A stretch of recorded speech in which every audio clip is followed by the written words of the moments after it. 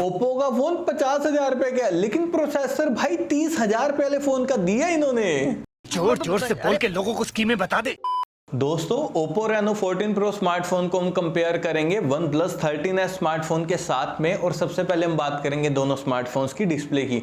तो भाई Oppo phone के अंदर हमें 6.83 इंचेस की 1.5 के रेजोल्यूशन वाली फ्लैट एमोलेड डिस्प्ले दी गई है, जो कि 120 हर्ट्ज के रिफ्रेश रेट को सपोर्ट करती है। वहीं दूसरी तरफ OnePlus के अंदर हमें 6.32 इंचेस की 1.5 के रेजोल्यूशन वाली फ्लैट एमोलेड डिस्प्ले दी गई है, जो कि 120 हर्ट्ज के रिफ्रेश रेट को सपोर्ट करती है। यानी कि दोस्तों डिस्प्ले यहाँ पर भाई कंटेंट वॉचिंग के हिसाब से दोनों स्मार्टफोन्स की एकदम बढ़िया वाली है, क्योंकि दोनों फोन्स के अंदर हमें एमोलेड पैनल मिल रहा है। आप बढ़िया वाली कंटेंट वॉचिंग कर पाएंगे, कोई भी दिक्कत नहीं आएगी। लेकिन दोस्तों अगर आपको बड़ी डिस्प्ले वाला फोन चाहिए तब आप यहाँ पर ओप्पो की तरफ जाइए, और अदरवाइज अगर आपको कॉम्पैक्ट साइज की डिस्प्ले वाला मतलब छोटो डिस्प्ले वाला फोन चाहिए तब आप यहाँ पर डेफिनेटली भाई OnePlus की तरफ से जरूर से जाइए। और आईपी रेटिंग की अगर मैं बात करूं तो उसमें तो दोस्तों फर्क है भाई, क्योंकि ओप्पो फोन तो IP69 रेटिंग के साथ में आता है, यानी कि इस फोन में आपको कंप्लीट प्रोटेक्शन मिलेगी वाटर और डस्ट दोनों से, उसमें कोई भी दिक्कत नहीं आएगी।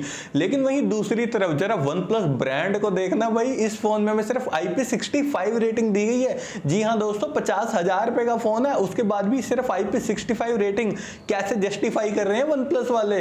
यानी कि दोस्तों वाटर और डस्ट से बिल्कुल भी बढ़िया प्रोटेक्शन आपको नहीं मिलेगी OnePlus फोन के अंदर, भाई ध्यान रखना। और ऑपरेटिंग सिस्टम की अगर मैं बात करूं तो दोनों phones out of the box Android 15 के साथ में आते हैं, जहां पर ओप्पो का फोन ColorOS 15 पर बेस्ड है, वहीं दूसरी तरफ OnePlus का फोन OxygenOS 15 पर बेस्ड है। तो ओवरऑल दोस्तों ऑपरेटिंग सिस्टम के मामले में यहाँ पर दोनों स्मार्टफोन भी बढ़िया हैं, लेकिन ओप्पो के जो ColorOS UI है ना, हद से ज्यादा ब्लोटर्स आपको देखने को मिलेंगे फोन में, ध्यान रखिएगा। और अगर मैं बात करूं चिपसेट की तो भाई काफी झोल किया है यहाँ पर ओप्पो वालों ने, क्योंकि ओप्पो फोन के अंदर हमें Dimensity 8450 दिया गया, जो कि 4 नैनोमीटर टेक्नोलॉजी पर बेस्ड है।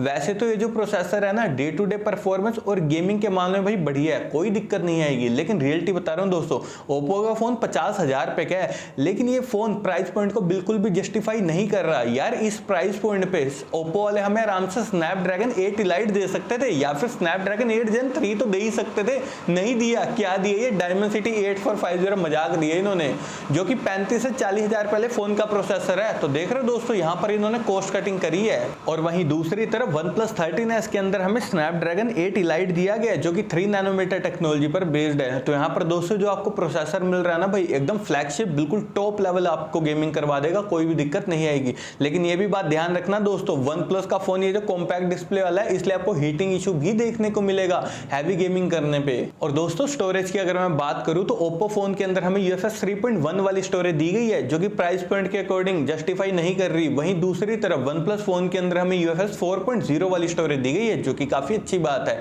और दोनों फोन से यहाँ पर LPDDR5X रैम को सपोर्ट करते हैं। और देखिए दोस्तों, इन दोनों ही फोन्स को मैंने टैग कर दिया है, व्यू प्रोडक्ट्स पे जाकर आप उन्हें डायरेक्टली फ्लिपकार्ट के थ्रू परचेस कर सकते हैं। और अब बारी आती है भाई बैक कैमरा सेटअप की। तो ओप्पो फोन के बैक में हमें ट्रिपल कैमरा का सेटअप दिया गया है, जहां पर इसका मेन कैमरा 50 मेगापिक्सल का, अल्ट्रा वाइड कैमरा 50 मेगापिक्सल का, और 3.5x टेलीफोटो कैमरा वो भी है 50 मेगापिक्सल का।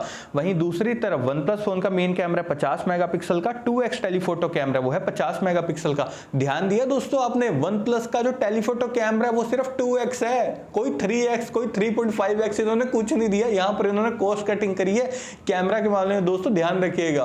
और डिटेलिंग की अगर मैं बात करूं तो यहाँ पर भी OnePlus पीछे रह गया यार, क्योंकि सच में दोस्तों 50,000 के प्राइस पॉइंट के हिसाब से इन्होंने कैमरा में मजाक किया है। बिल्कुल बिल्कुल बेकार कैमरा सेटअप मुझे लगा OnePlus फोन का, क्योंकि जो डिटेलिंग कैप्चर कर रहा है 50,000 के प्राइस पॉइंट के हिसाब से नहीं है। सच में भाई एवरेज डिटेलिंग में ही फोटोज क्लिक करेगा, ध्यान रखिएगा। और फोटोज में आपको स्किन टोन भी गड़बड़ी देखने को मिलेंगे यार, ध्यान रखना।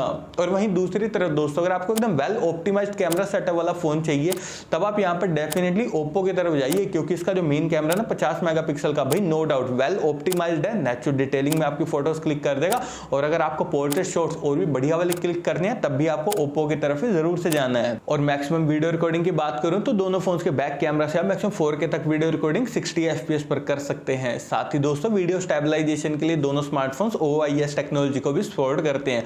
और अगर मैं बात करूं फ्रंट कैमरा की की, तो ओप्पो फोन के फ्रंट में 50 मेगापिक्सल का सेल्फी कैमरा दिया गया जिससे मैक्सिमम 4K तक वीडियो रिकॉर्डिंग 60 FPS पर कर सकते हैं। वहीं दूसरी तरफ OnePlus फोन के फ्रंट में 32 मेगापिक्सल का सेल्फी कैमरा दिया गया जिससे मैक्सिमम 4K तक वीडियो रिकॉर्डिंग सिर्फ 30 FPS पर ही कर सकते हैं। तो देखिए दोस्तों, वैसे तो फ्रंट कैमरा भाई OnePlus फोन का बढ़िया है, कोई दिक्कत नहीं आएगी, लेकिन डिटेलिंग अगर आपको फ्रंट कैमरा से एकदम बढ़िया वाली चाहिए, नेचुरल डिटेलिंग में अगर आपको फोटोज क्लिक करनी है, तब आपको यहाँ पर सिर्फ और सिर्फ ओप्पो की तरफ ही जरूर से जाना चाहिए, क्योंकि ओप्पो का फ्रंट कैमरा ना एकदम नेचुरल डिटेलिंग में आपकी सेल्फी फोटोज क्लिक कर देगा। और बैटरी डिपार्टमेंट की अगर मैं बात करूं तो ओप्पो फोन यहाँ पर 6200 mAh बैटरी के साथ में आता है। वहीं दूसरी तरफ OnePlus फोन के अंदर हमें 5850 mAh बैटरी दी गई है। तो दोस्तों बैटरी डिपार्टमेंट के मामले में वैसे तो भाई दोनों स्मार्टफोन बढ़िया हैं और दोनों फोन जो है ना यार 80 वोट की फास्ट चार्जिंग को सपोर्ट करते हैं। नेटवर्क कनेक्टिविटी की बात करूं तो दोनों फोन ट्रूली 5G कनेक्टिविटी के साथ में आते हैं, साथ ही दोनों फोन NFC को भी सपोर्ट करते हैं।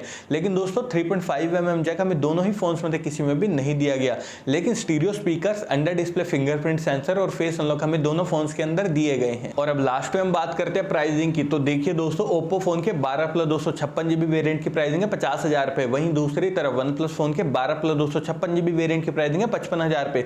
देखिए दोस्तों, अगर आपको ओप्पो का ही फोन लेना है तब आप यहाँ पर ओप्पो की तरफ जाइए। अदरवाइज भाई अगर आपको कैमरा सेंट्रिक फोन चाहिए तब आप Vivo X200 को ले लेना। और वहीं दूसरी तरफ दोस्तों OnePlus 13s लेने के बजाय अगर आपको कॉम्पैक्ट फोन नहीं चाहिए तब आप OnePlus 13 को ले लेना, वो बढ़िया फोन है।